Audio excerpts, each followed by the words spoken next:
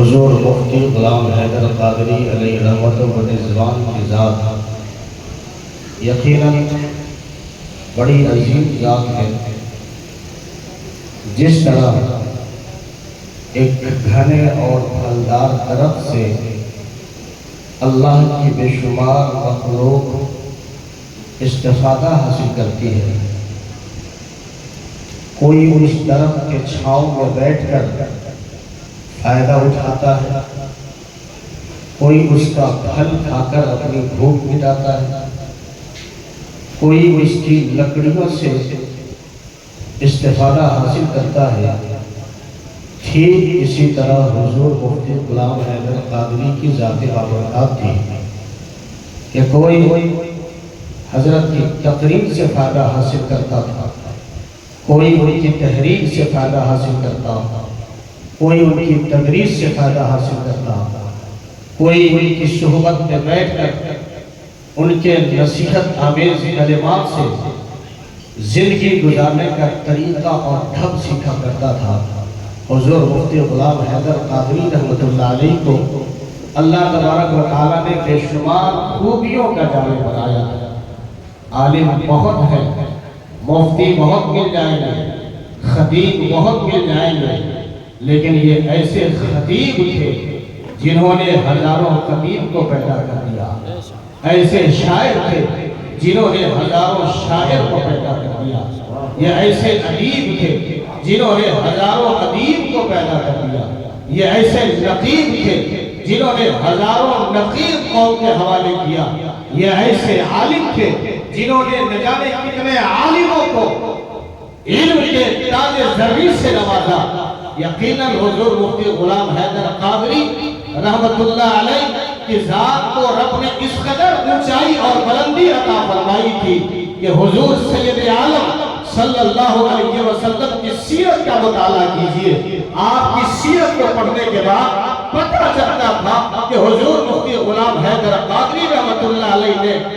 اپنے نبی علیہ السلام کی سیرت کو، ان کی سنت کو اپنی زندگی میں ہر لمحے اپنے ساتھ جذبہ کر رکھا تھا۔ اٹھتے تھے تو نبی کی سنت کے مطابق، بیٹھتے تھے تو نبی کی سنت کے مطابق، کھانا کھاتے تھے تو نبی کی سنت کے مطابق، لباس پہنتے تھے تو نبی کی سنت کے مطابق، سر پہ امامہ باندھتے تھے تو نبی کی سنت کے مطابق، یہاں تک کہ جب سفر فرماتے تھے، راستے میں ہوتے تھے، اس وقت بھی نبی کی سنت کے مطابق، بلکہ یہ میرا دیکھا ہوا ہے، بارہا کا تجربہ ہے، جب بھی آپ گاڑی میں بیٹھتے تھے تو فوراً یہ تیار فرماتے تھے، بیٹھنے والوں پہلے گاڑی میں بیٹھنے کی دعا پڑھ لو تاکہ سفر میں چلنے کا، مصطفیٰ کی سنت پر عمل کرنے کا ثواب بھی مل جائے اور اللہ تعالیٰ تم کو آفات و بلیات سے محفوظ بھی فرمائے۔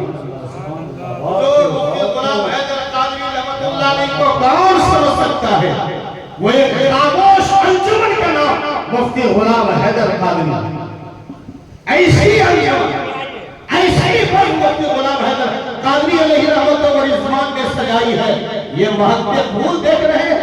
کوئی شاعر کی صورت میں مہک رہا ہے، کوئی خلیف کی صورت میں مہک رہا ہے، کوئی ادیب کی صورت میں مہک رہا ہے، کوئی خلیفہ کی صورت میں مہک رہا ہے، چمک رہا ہے۔ یہ ساری چمک یہ ہماری اپنی نہیں ہے، بلکہ حضور مفتی غلام حیدر نے ہم سبوں کو یہ چمک عطا فرمائی ہے۔ یہی وجہ ہے کہ آج نقیب سدابہار حضرت علامہ محبوب گوہر نے اپنی شاعری کا وہ نمونہ پیش کیا ہے کہ سرکار اعلیٰ حضرت علیہ رحمت و رضوان کی زندگی پر انہوں نے منظوم سوالے لکھا اور قوم کے حوالے پیش کر دیا تاکہ زمانے والوں کو یہ پتہ چل سکے کہ غلام حیدر قادری کبھی بھی اعلیٰ حضرت سے الگ نہیں ہوئے اور حضور مفتی غلام حیدر قادری نے ہمیشہ مسلک اعلیٰ حضرت کی خدمت کو انجام دیا۔ ذرا مسکرا کر آپ لوگ بول دیں سبحان اللہ، ایسے نہیں ہاتھوں کو اٹھا کر بولیے یا رسول اللہ۔ بہت سے لوگ کہتے ہیں نا، چونکہ حالات اس قدر سنگین ہو چکے ہیں اس وقت کے، جس کے منہ میں جو آتا ہے وہ بولتا ہے، جو جس کو چاہے جیسا جملہ کس دے۔ لیکن یہ یاد رکھیے گا، ہم اس قوم سے تعلق رکھتے ہیں، ہم اس مذہب سے تعلق رکھتے ہیں۔ میرے نبی علیہ السلام نے فرمایا ہے اگر زبان کھولنا تو سوچ سمجھ کر کھولنا، ہاتھ بڑھانا تو سوچ سمجھ کر بڑھانا، قدم کو آگے بڑھنا تو سوچ سمجھ کر کے آگے کرنا۔ ہماری نظر کس طرح ہونی چاہیے اسلام نے بتایا، ہمارا کردار کیسا ہونا چاہیے اسلام نے بتایا، ہمارا گفتار کیسا ہونا چاہیے اسلام نے بتایا۔ آج بہت سے لوگ ہیں جو نہ جانے کیا کیا کہہ لیا کرتے ہیں، مسلک اعلیٰ حضرت کے خلاف بھی بہت سے لوگوں نے کہہ دیا ہے کہ مفتی غلام حیدر کا مسلک اعلیٰ حضرت سے کوئی تعلق نہیں ہے۔ میرے کان تک یہ آواز آئی ہے، میں اس لیے اس پر ذکر کر دینا مناسب سمجھتا ہوں۔ جو لوگ یہ کہتے ہیں کہ مسلک اعلیٰ حضرت کے خلاف تھے، میں ان سے پوچھنا چاہتا ہوں حضور مفتی غلام حیدر کی زندگی کا مطالعہ کرو، چاہے وہ چھتیس گڑھ میں رہے، چاہے وہ مظفر پور میں رہے، چاہے مدرسہ سلمانیہ کی صورت میں انہوں نے جو دین کی خدمت انجام دی ہے، پوری زندگی کو جب مطالعہ کرو گے تو اس کا نچوڑ یہی ملتا ہے کہ مفتی غلام حیدر کبھی بھی مسلک اعلیٰ حضرت سے ہٹے نہیں ہے، بلکہ ہمیشہ مسلک اعلیٰ حضرت کا فروغ۔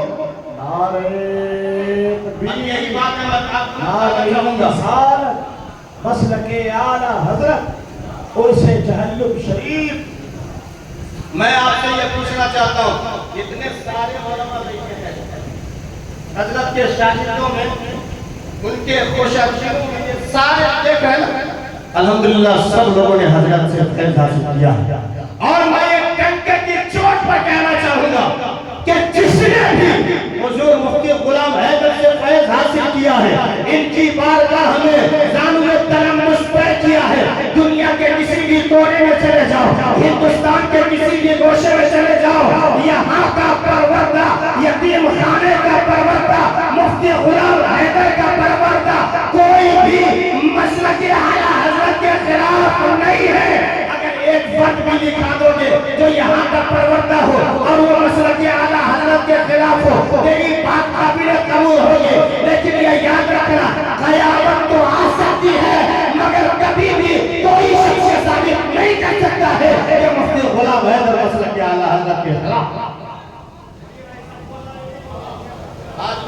لوگوں کے منہ میں آ جائے تو بک دیتے ہیں۔ کبھی آپ نے مفتی غلام حیدر کو قریب سے دیکھنے کی کوشش کی ہے؟ آج الحمدللہ یہ جیتا جاگتا ثبوت مفتی رہی ہے حضرت محبوب گوہر صاحب اعلیٰ حضرت پر انہوں نے منظوم لکھا، آپ جانتے دنیا جانتی ہے۔ ایک چیز اور میں آپ کو بتاتا چلا، اگر ہمیں مفتی غلام حیدر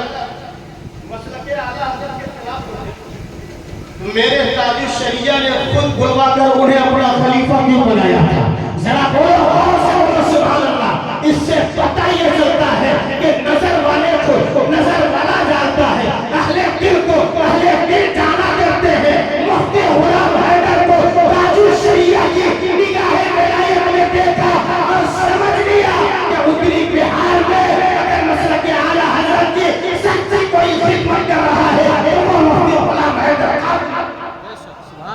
اس لیے کوئی شخص قد لگانے کی قطعاً کوشش نہ کرے۔ اگر سمجھنا ہو تو قریب آ کر کے سمجھو، جاننا ہو تو قریب آ کر جانو۔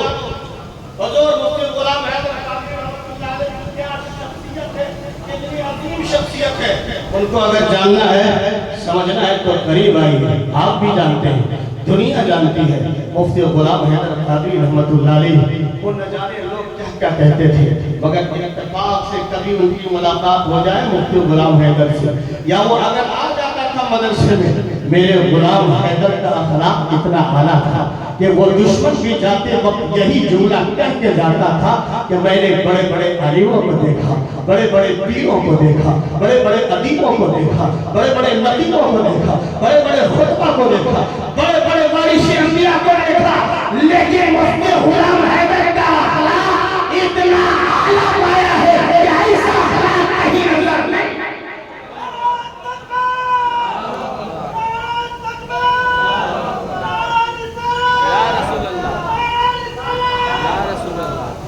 اس لیے حضرات مفتی غلام حیدر قادری کو سمجھیے، اتنا بڑا قلعہ انہوں نے دیا ہے قوم کو، ہاں ہمیشہ اس بات کا خیال رکھیے کہ عالم کی عزت اور قدر وہی کر سکتا ہے جس کے خون میں